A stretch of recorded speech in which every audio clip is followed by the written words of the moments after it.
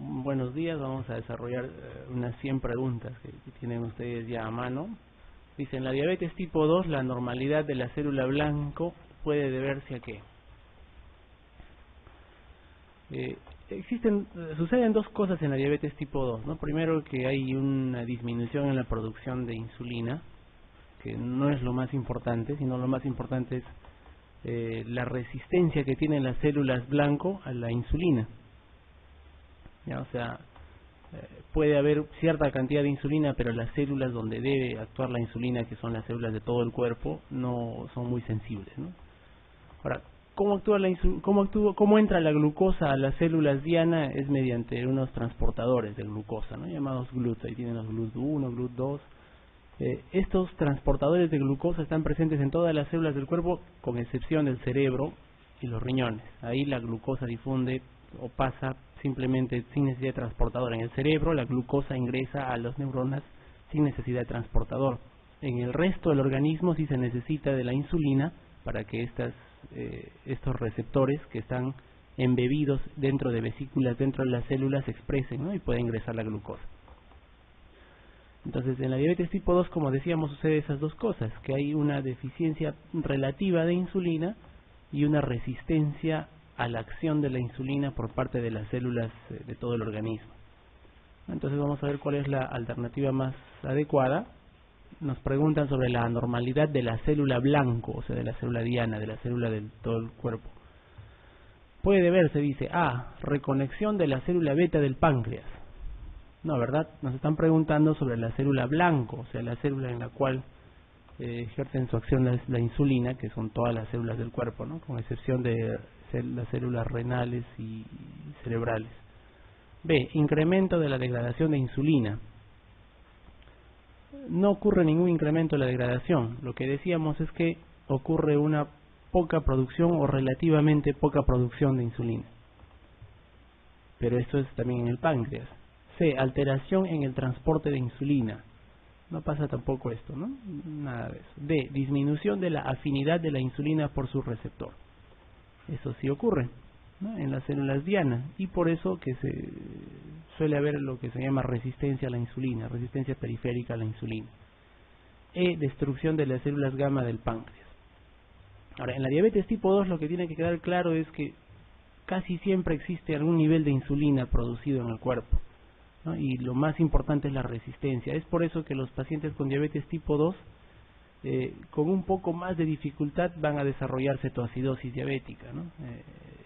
A diferencia de los pacientes con diabetes tipo 1, que casi siempre debutan con cetoacidosis diabética. Es una diferencia importante. Sin embargo, en nuestro medio hay más diabetes tipo 2 que 1, ¿no? Por montones. Y solemos ver en los hospitales bastante cetoacidosis diabética. ¿Eso a qué se debe? Se debe a que cuando el diabético tipo 2 tiene algún estrés muy intenso, requiere mucha más cantidad de insulina que el cuerpo no lo puede proporcionar. Y ahí en ese caso se puede desarrollar una cetoacidosis diabética con total normalidad. Muy bien. Sigamos a la pregunta. Bueno, entonces la respuesta es la D. Vamos a la 2. La sensibilidad motora de los músculos de la expresión facial está dada por qué nervio. Ahora, sensibilidad motora, ¿no? La pregunta debería ser la función motora, ¿no? Porque habla de sensibilidad motora. La función motora de los músculos de la expresión facial está dada por qué nervio. ¿Qué nervio hace la expresión del rostro? El nervio facial, ¿verdad? De tal manera que cuando ustedes ven un paciente con parálisis del nervio facial o parálisis de Bell, simplemente la mitad de la cara afectada no puede tener expresión, ¿no? No puede elevar la comisura labial, no puede cerrar bien los ojos, no puede arrugar la frente. Entonces, todo lo que es expresión, ¿no? Todo lo que nos sirve a nosotros para expresar nuestras emociones mediante el rostro está inervado por el nervio facial, ¿no? La respuesta aquí es la de el nervio facial. Tercera pregunta, dice, indique la respuesta correcta. A ver. Dice, el segundo ruido cardíaco corresponde con el cierre de las válvulas auriculoventriculares. ¿Qué dicen? El primero y el segundo se producen por cierre de algunas válvulas, ¿no? Pero el primer ruido es el que se produce por el cierre de las aurículo-ventriculares. Es el primer ruido. O sea, cuando los ventrículos empiezan a contraerse, la presión elevada que generan dentro de ellos, hace que las válvulas aurículo-ventriculares se cierren para que la sangre no refluya a las aurículas, ¿no? Y eso genera el primer ruido cardíaco. Bueno, y luego de eso ocurre la eyección de la sangre a través de la aorta y la pulmonar. Y el segundo ruido ocurre cuando termina la sístole y se cierran las válvulas sigmoideas de la pulmonar y de la aorta para evitar que la sangre regrese al corazón, ¿no? Es el segundo ruido, que es de mucho menos intensidad que el primero. Entonces la A que es falsa, ¿no? El segundo ruido cardíaco corresponde con el cierre de las válvulas auriculoventriculares, es falso. El segundo corresponde con el cierre de las válvulas sigmoideas, ¿no? Aórtica y pulmonar. B. Los soplos continuos pueden auscultarse tanto en estenosis como en insuficiencias valvulares severas.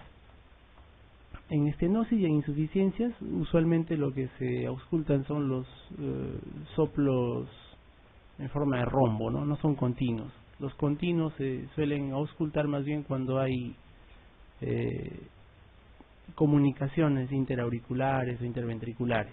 En ese soplo, tanto en sístole y en diástole, en esos momentos se escucha el soplo, ¿no? En sístole y en diástole igual se ve escuchando el soplo de la corriente de sangre. Esa es falsa la B. C. En el pulso venoso yugular, la onda A se debe a la distensión venosa producida por la contracción de la aurícula izquierda. ¿Qué dice? En el pulso venoso yugular, ¿no?, hay dos ondas, dos picos, mejor dicho. La onda A, que es el primer pico, luego disminuye, hay un valle, y luego viene la onda V, o V chica, ¿no? Entonces, A y V. Y cada una de ellas corresponde con dos cosas muy importantes. La onda A corresponde con la contracción de la aurícula derecha, ¿verdad? La aurícula derecha, primero la sangre pasa de la aurícula al ventrículo, ¿no? Simplemente por diferencia de presiones y de gravedad. Y después, al final de la diástole, la aurícula derecha y la aurícula izquierda, las dos, se contraen para terminar de botar un poco que les queda de sangre hacia el ventrículo, ¿no? Para llenar más los ventrículos. En ese momento, un poco de sangre también refluye hacia la yugular y se puede ver una onda llamada onda A. A de aurícula, ¿no? A viene de aurícula. Y la segunda onda, que es la onda V o V chica, viene de la palabra ventrículo, se genera cuando hay contracción de los ventrículos, ¿no?, sobre todo el ventrículo derecho, y la válvula aurículo-ventricular, la válvula tricuspidia, se abomba un poco hacia adentro de la aurícula derecha, y eso produce otra segunda onda en el pulso venoso yugular. Entonces, ¿qué dicen la C? En el pulso venoso yugular, la onda A se debe a la distensión venosa producida por la contracción de la aurícula izquierda. ¿Verdadero o falso? Falso, ¿no? ¿Por qué falso? Porque se debe a la contracción de la aurícula derecha, ¿verdad? No de la izquierda, de la derecha, que es a la aurícula derecha es a donde llega la sangre desde la circulación sistémica. Falso. D. El pulso alternante es típico de la miocardiopatía hipertrófica. El pulso alternante es un signo, ¿no?, en el cual tanto el pulso en su intensidad como la presión arterial alternan en inspiración y en expiración. Y este pulso alternante no es típico de la miocardiopatía hipertrófica, sino es más típico de los derrames pericárdicos, ¿no?, sobre todo ya cuando está en taponamiento pericárdico, cuando hay mucho derrame, o de las pericarditis. También es falso. E. El signo de Kussmaul es un aumento de la presión venosa central durante la inspiración. ¿Qué dice? Normalmente, cuando nosotros inspiramos, ¿no?, cuando empezamos a inspirar y todo ese periodo que dura la inspiración, lo que ocurre es que creamos una presión negativa dentro de nuestro tórax para hacer que los pulmones se expandan. Eso es lo que hacemos normalmente, ¿verdad? Baja el diafragma y se crea una presión negativa para que los pulmones se expandan. En esta presión negativa, todo el tórax, dentro del tórax está en presión negativa, también regresa más sangre, ¿no?, por la presión negativa que jala hacia el tórax, y ocurre que la presión venosa central no aumenta, sino disminuye, ¿no? Hay toda una presión negativa que hace que la presión venosa central también disminuya, la presión de la aurícula también disminuye, no aumenta. Más bien, cuando hacemos maniobra de Valsalva o expiración, cerramos las fosas nasales, la boca, y empezamos a tratar de expirar, ahí sí aumentaría la presión venosa central, ¿no? Y eso se refleja en que si nosotros hacemos maniobra de Valsalva, aparece una columna de sangre en nuestra yugular, ¿verdad? Entonces, eso es lo normal. Pero cuando hablamos del signo de Kussmaul, en inspiración, cuando inspiramos, en lugar de disminuir la presión venosa central, aumenta, ¿no? O sea, en estas personas que tienen el signo de Kussmaul, cuando inspiran, más bien se ingurgita la yugular, al revés, ¿no? Ese es el signo de Kussmaul. Y este signo de Kussmaul también es bastante típico de los derrames pericárdicos, ¿no? Los derrames pericárdicos extensos, o ya casi taponamiento pericárdico, ¿no? Porque el corazón, al verse rodeado de líquido que no le permite distenderse, cuando uno inspira, ¿no?, se produce más bien un aumento de la presión venosa central en lugar de su disminución. Entonces, ¿cuál es la respuesta correcta aquí? La E. El signo de Kussmaul es un aumento de la presión venosa central durante la inspiración y se corresponde bastante bien con los derrames pericárdicos extensos. Muy bien. Pregunta 4. ¿En cuál de las enfermedades pulmonares asociadas a obstrucción del flujo aéreo se observa un índice de Reid superior a 0.4 medido en el bronquio principal? Nos está hablando de en cuál de las enfermedades pulmonares asociadas a obstrucción. Prácticamente las que están acá: bronquitis crónica es asociada a obstrucción de las vías respiratorias, enfisema también, el asma también. Las bronquiectasias no están asociadas a obstrucción del flujo aéreo, ¿verdad? Las bronquiectasias son simplemente dilataciones de ciertas partes de los bronquios, ¿no? Usualmente secundaria a infecciones o a tuberculosis, por ejemplo, las bronquiectasias. Y la neumonía no es una enfermedad obstructiva pulmonar, ¿no? No es una enfermedad obstructiva bronquial, o sea que ya de por sí la D y la E las descartamos, nos quedamos con la A, la B y la C. Luego nos dicen que hay un índice de Reid superior a 0.4.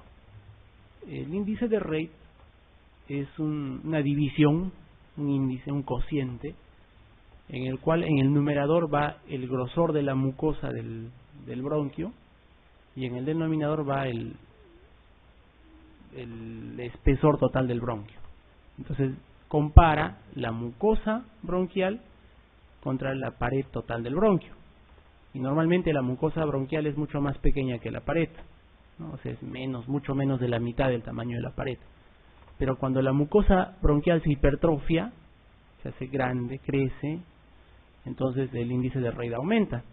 Y el punto de corte simplemente 0.4, ¿no?, que nos indica que la mucosa ya está mucho más grande de lo normal, ¿no?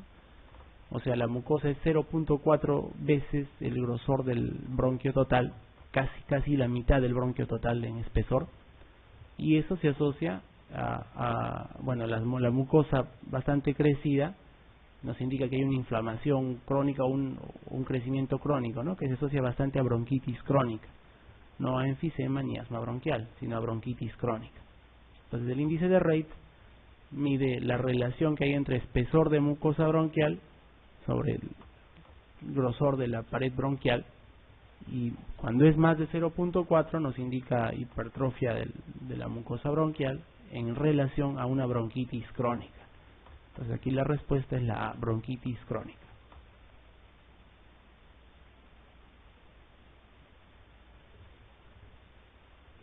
Muy bien. Pregunta 5. Una de las funciones principales de la calcitonina, ¿cuál es? Bueno, para empezar diremos que el objetivo de la calcitonina es disminuir el calcio en la sangre. Ya, ese es el objetivo principal de la calcitonina, al revés que la paratormona. El objetivo principal de la paratormona o hormona paratiroidea es aumentar la cantidad de calcio en la sangre. ¿no? Son hormonas que actúan en diferente dirección. La paratormona, como ustedes recuerdan, cuando se encuentra elevada, intenta aumentar el calcio en la sangre y lo hace generalmente a expensas del hueso, ¿no? O sea, trata de sacar calcio donde sea, y el depósito más grande de calcio son los huesos, así que la paratormona, ¿no?, promueve el hiperfuncionamiento de los osteoclastos y la destrucción de hueso para elevar el calcio. La calcitonina hace lo opuesto, más bien inhibe la reabsorción ósea, ¿no? Evita la reabsorción ósea, y de esa manera puede usarse la calcitonina como antirresortivo óseo también, ¿no? Se puede usar. ¿Qué más hace la calcitonina? A ver, no aumenta la formación activa de hueso, como dice la alternativa B. Inhibe sí la reabsorción de hueso, pero no aumenta la formación de hueso, ¿ya? O sea, no aumenta la función de los osteoblastos, pero sí inhibe la acción de los osteoclastos. ¿Qué más hace? La calcitonina, al intentar bajar el calcio en la sangre, aumenta la excreción renal de calcio, ¿no? Al revés de lo que dice aquí. Aquí dice aumenta la absorción tubular de calcio, más bien disminuye la reabsorción tubular y permite que el calcio se pierda en la orina, ¿ya? La D dice disminuir la absorción tubular de fósforo, ¿no? Hace exactamente lo contrario también, aumenta la absorción tubular de fósforo, la calcitonina, o sea, retiene fósforo, ¿no? Y la E dice producir hipercalcemia. Estamos partiendo de la idea que hemos dicho que la calcitonina más bien disminuye el calcio, ¿no? Podría producir hipocalcemia más bien. Entonces la respuesta aquí es la A, inhibir la resorción de hueso.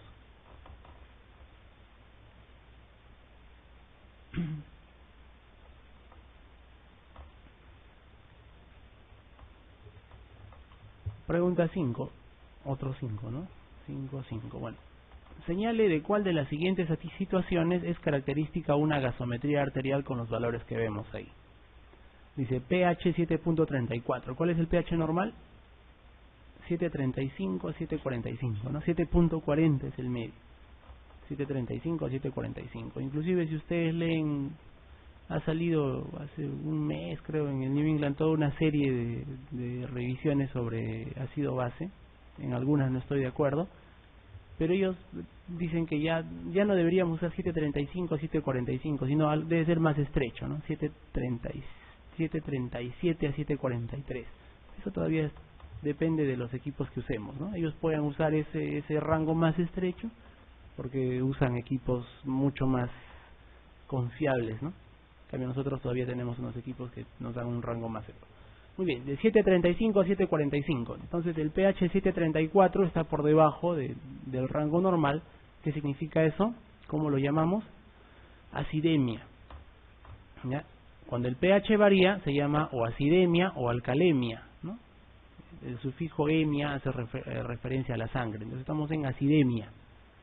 Cuando hablamos de acidosis y alcalosis nos referimos al CO2 y al bicarbonato. Y cuando nos referimos al pH hablamos de acidemia o alcalemia. Muy bien, aquí debajo le ponemos acidemia. Luego vemos el PCO2, ¿no? Y lo normal, ¿cuánto es? 40, ¿verdad? 40 más menos 5 también, de 35 a 45. Y si está elevado el PCO2, ¿cómo lo llamamos? Acidosis respiratoria, así de frente. O sea, aquí debajo del CO2 le ponemos acidosis respiratoria. Luego nos fijamos el bicarbonato. El bicarbonato normal es de 24 más menos 2 milimol por litro, ¿no? O sea, desde 22 hasta 26 milimoles por litro. Como este está elevado, cuando el bicarbonato está elevado, ¿a qué nos referimos? A una alcalosis metabólica. Entonces aquí debajo del bicarbonato ponemos alcalosis metabólica. Muy bien. Entonces tenemos este paciente que tiene acidemia, acidosis respiratoria y alcalosis metabólica. Entonces, ¿cuál es el trastorno primario? Es entre lo respiratorio y lo metabólico, ¿cuál de los dos acompaña en la misma dirección que el pH? La acidosis respiratoria, ¿no? La acidosis se corresponde bien con la acidemia. Entonces, aquí está ocurriendo una acidosis respiratoria, ¿ya? Acidosis respiratoria. Ahora la pregunta es cómo sabemos si es crónica o es aguda. Cuando un paciente empieza a retener, imagínense que ustedes empiecen a retener CO2 en este momento, así de manera brusca, de manera aguda, agarran una enfermedad, no sé, pues les ponemos un midazolam y empiezan a ventilar poco, ¿no? Se le empieza a elevar el CO2, acidosis respiratoria. El bicarbonato no se va a elevar rápidamente para compensar. Normalmente la compensación con elevación de bicarbonato toma entre 2 a más días. 2 días a 3 días empieza a elevarse recién el bicarbonato para compensar. Ustedes podrían elevar el CO2, hacer acidosis respiratoria, pero el bicarbonato todavía se mantiene normal. Para que el bicarbonato se eleve necesita más de 2 días. Entonces, si este paciente ya tiene el bicarbonato elevado, probablemente esta acidosis respiratoria sea ya crónica. ¿Ya? Eso es importantísimo. ¿Por qué es importantísimo? Cuando ustedes ven un paciente, imagínense, de 60 años que ingresa a la emergencia con sibilantes, dificultad respiratoria, sibilantes y roncantes, y además con retención de CO2, ustedes tienen una duda, ¿no? Esto se trata de una crisis de asma en un paciente añoso, o se trata de un EPOC descompensado, ¿no? O sea, un paciente añoso que también puede tener EPOC. Y el tratamiento es diferente, ¿no? Porque si se trata del asma lo voy a nebulizar, le voy a poner oxígeno. Si se trata del EPOC, más bien, si es retención crónica, le tengo que poner poco oxígeno, tener otro tipo de manejo, ¿no? Muy bien, entonces, cuando es crónica, yo veo el bicarbonato ya elevado. Cuando es aguda, el bicarbonato está normal. Este paciente tiene una acidosis respiratoria ¿de qué tipo? Crónica, ¿verdad? Acidosis respiratoria crónica.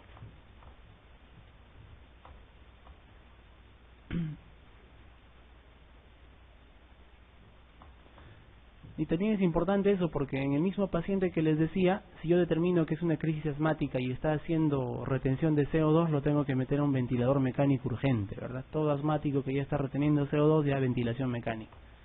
Pero el enfisematoso que está reteniendo CO2, con calma nomás porque su retención es crónica, ¿no? Con calma, le pongo poquito oxígeno, etcétera, y lo trato. Muy bien. Pregunta 6. En un adulto normal, ¿el agua extracelular corresponde a cuánto? 2/3 del agua corporal total, la mitad del agua corporal total, 1/3 del agua corporal total, 10% del agua o 20%. Primero, en un adulto normal, como ustedes, el agua corporal total, ¿cuánto de su peso representa? 60%, ¿no? Entonces, si ustedes pesan 60 kilos, 36 litros de agua. Si pesan 70 kilos, el 60% es 42 litros de agua. De esa cantidad total de agua, de ese total de agua que tienen, esa cantidad de agua se distribuye en el extracelular y el intracelular, fuera de las células y dentro de las células. Dentro de las células hay 2/3 de esa agua y fuera de las células 1/3 de esa agua, ¿no? Por lo tanto, ya hemos respondido a esta pregunta. En un adulto normal, el agua extracelular corresponde a ¿qué? Al 1/3 del agua corporal total, ¿no? Y los 2/3 están metidos dentro de la célula, son agua intracelular.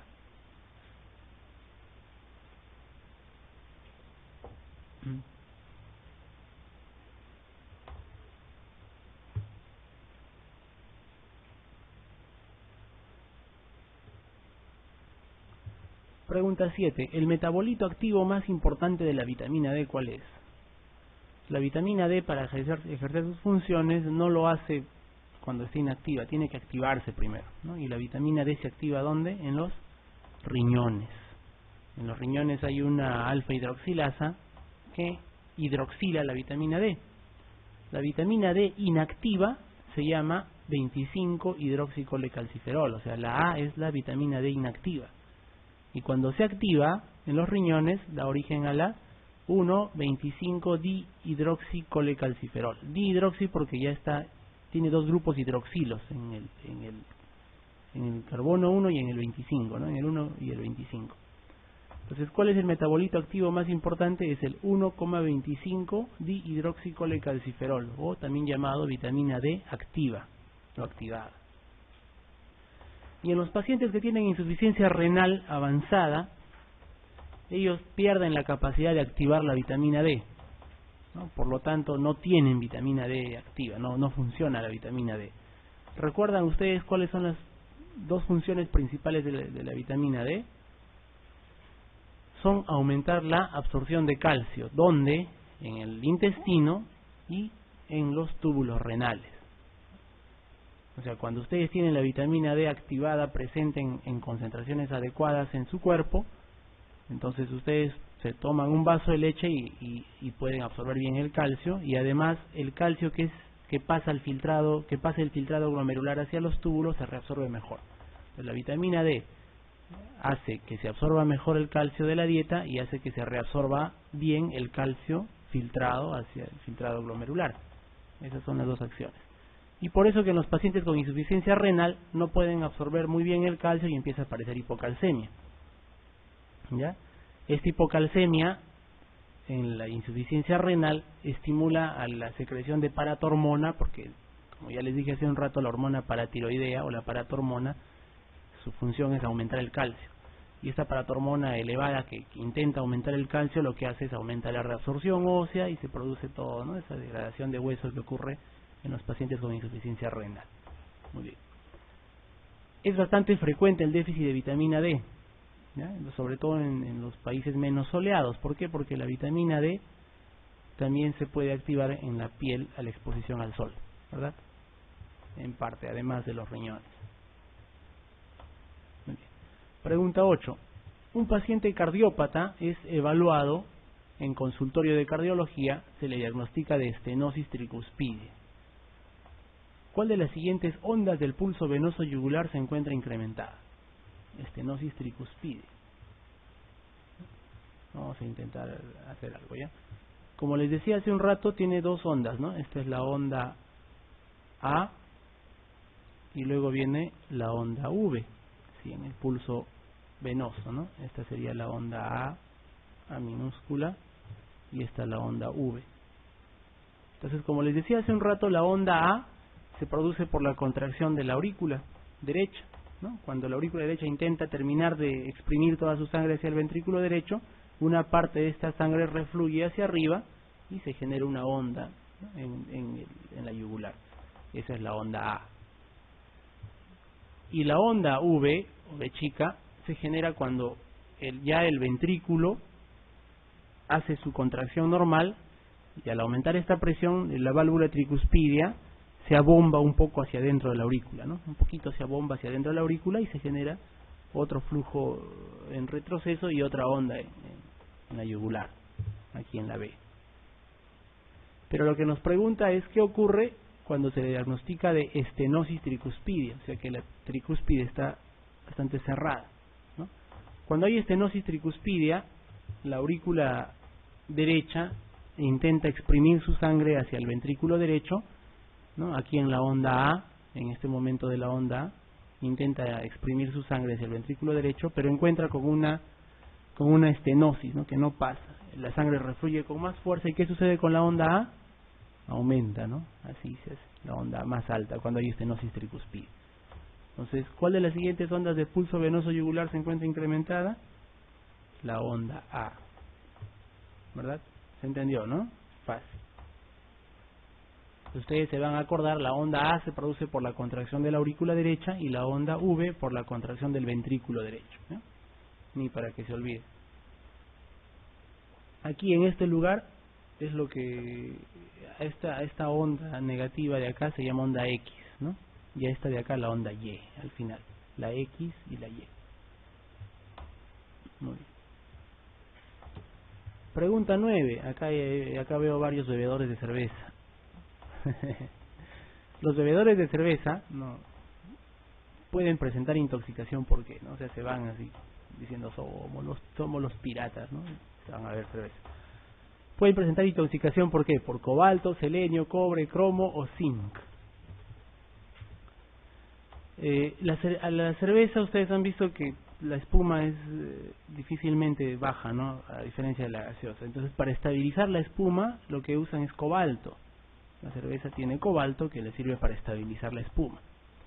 Si nosotros nos tomamos pues unas cuantas cervezas no pasa nada, pero si ya tomamos, ¿no? a lo bruto, podemos intoxicarnos con cobalto. ¿ya? La intoxicación por cobalto puede tener problemas neurológicos, cardiológicos, ¿no? Pues suele empezar como visión borrosa, náuseas y vómitos. Ahora, este cobalto antes se usaba para estimular la eritropoiesis, porque también estimula la producción de glóbulos rojos, el cobalto, ¿ya?